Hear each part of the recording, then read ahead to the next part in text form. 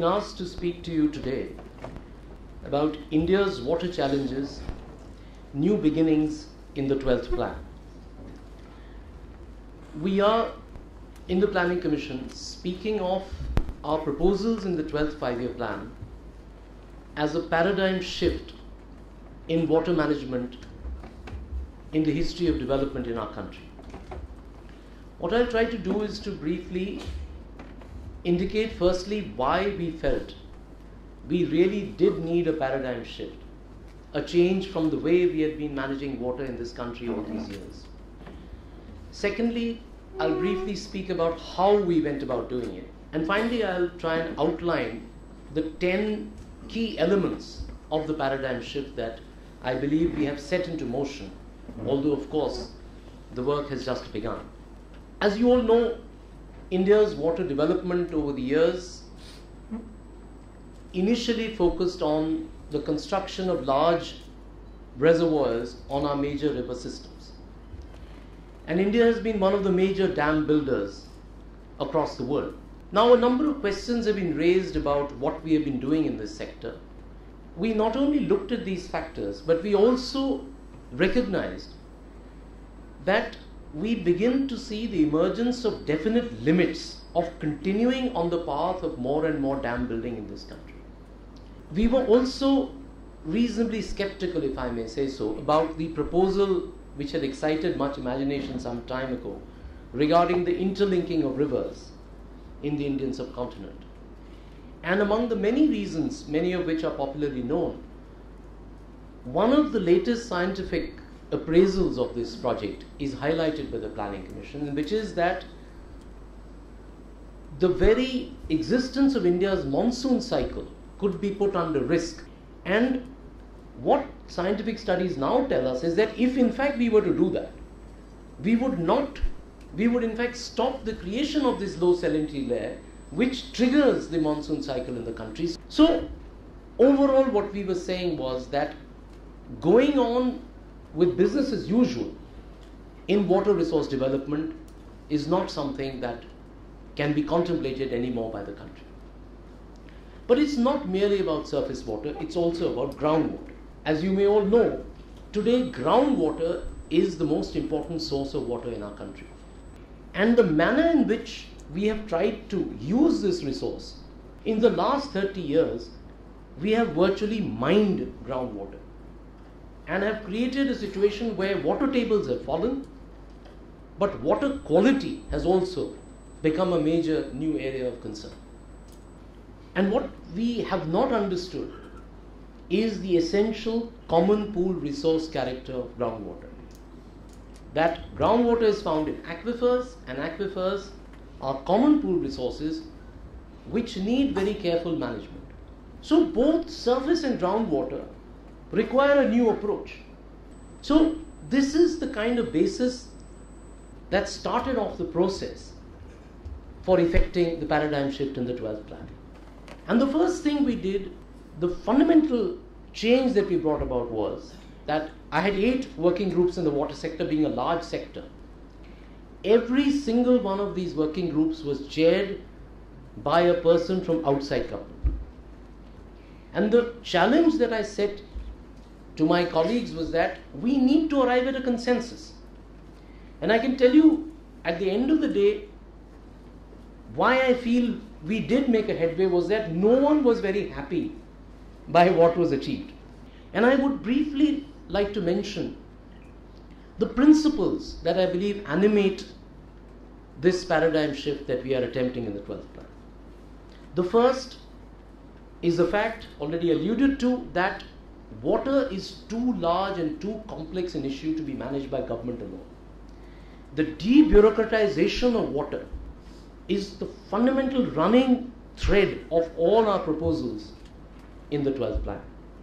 The second principle is that we recognize the multidimensional, multidisciplinary character of water.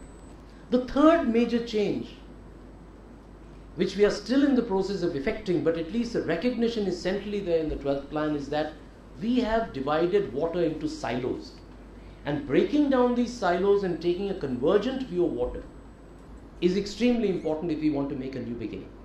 The fourth fundamental principle, and I must pay tribute to Vijay Kelkar for the report of the 13th Finance Commission which enshrined this principle, and I had the privilege to make some inputs into that, and that is the emphasis on the principle of subsidiarity.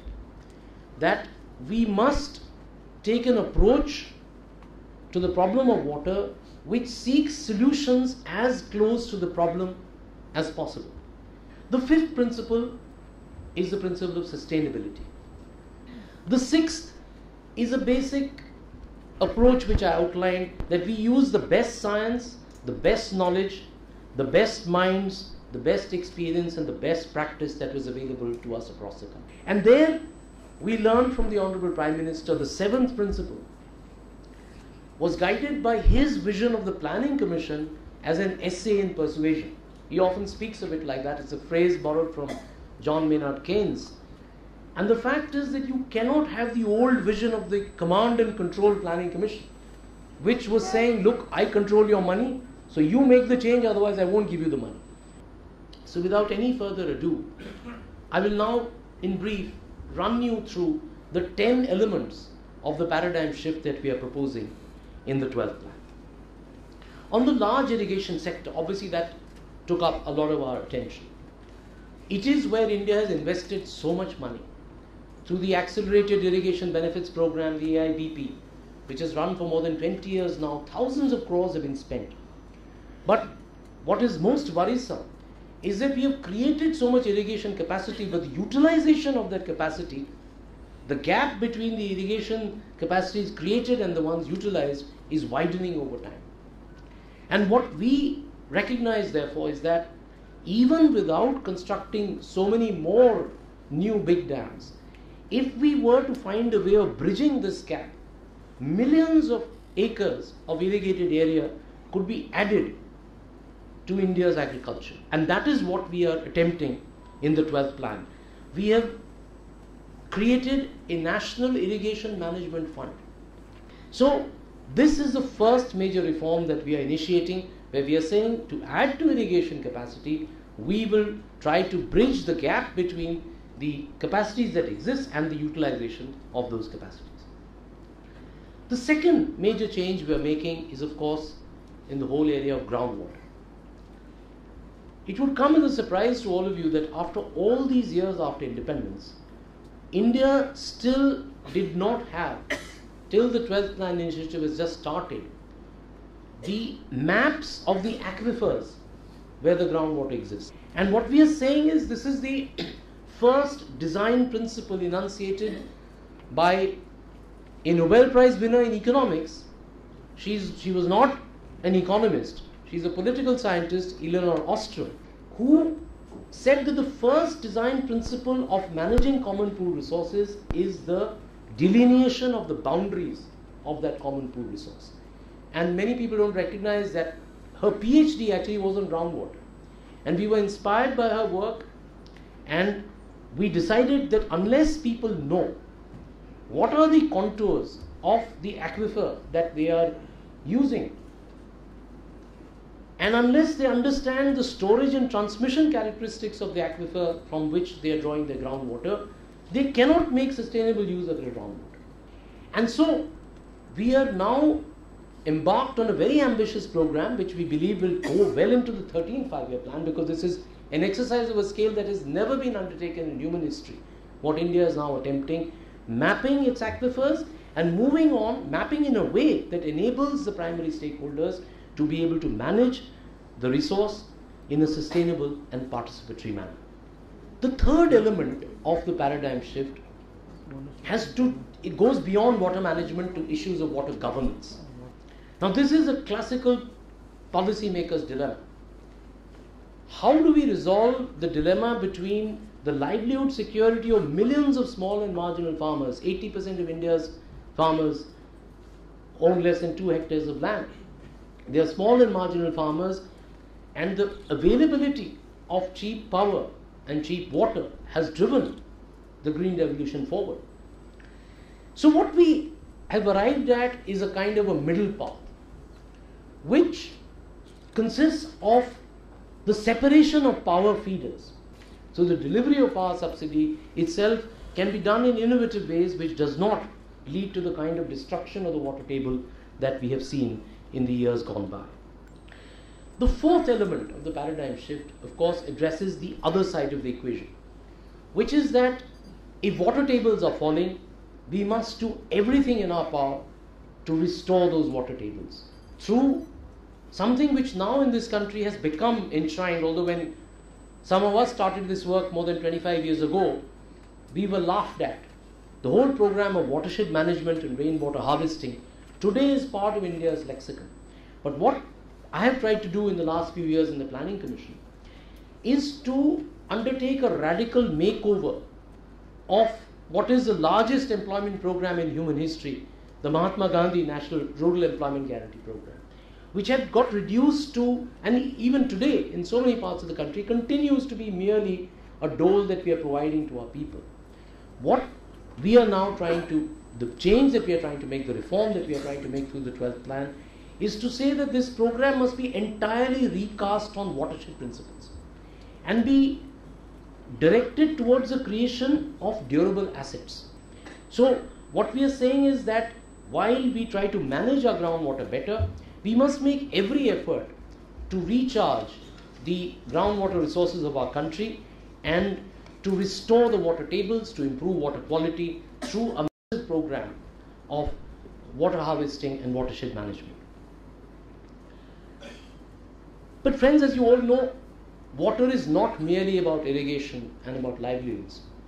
It is also fundamentally about drinking water, and it is also about sanitation. And so the fifth element of the paradigm shift in the 12th plan is about a new approach towards drinking water sanitation in rural India. Now, one of the major changes we are making in the 12th plan is to do with doing away this distinction between the BPL and the APL families. A historic decision was taken 2 years ago. In all the other things that have surrounded this government, many of these kinds of decisions have not got the attention they deserve. And the decision was that we will break the link between the possession of a BPL card and the entitlement to benefits under government programs. So we have a new approach, and we have, again, I pay tribute to the Finance Commission, we are now following what we call a management devolution index.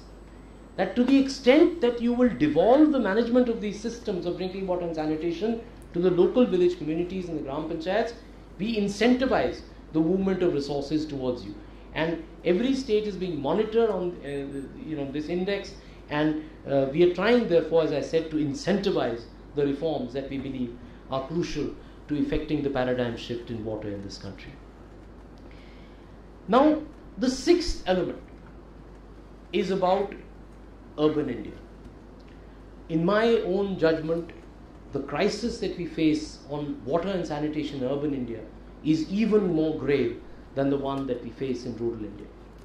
And what we are saying is a very new approach. For example, in the JNNURM, we are saying that there will be no water project which is not also a wastewater project.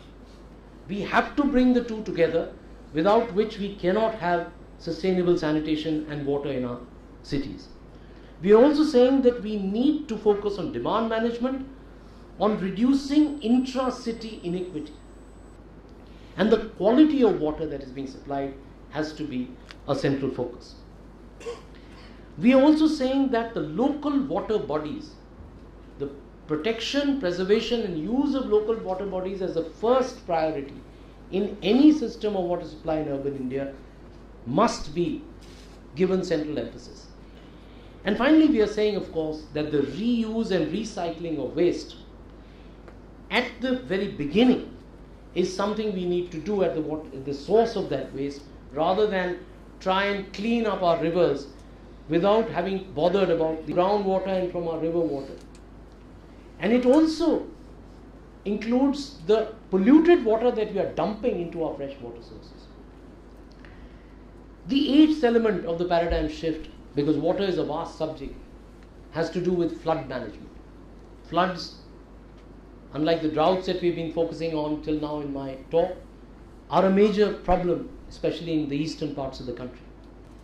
So what we are trying to do is to get the best minds from across the world, from a country like Netherlands, which has grappled with this problem and adopted the approach that we are still adopting for many years before they made their paradigm shift, before they moved towards what is now called a room for the river approach, where it's about creating the passage for water, for flood water, and allowing that to happen in an unimpeded manner.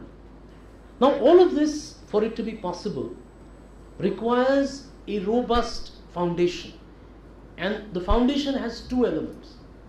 The ninth element of the paradigm shift has to do with water database development and management, and the 10th and final element of the paradigm shift has to do with the institutional and legal architecture within which we look at water. We are also proposing major legal changes. You would all know that the groundwater law that governs this country is still British common law, which entitles any owner of land to extract as much water below the ground as the owner likes.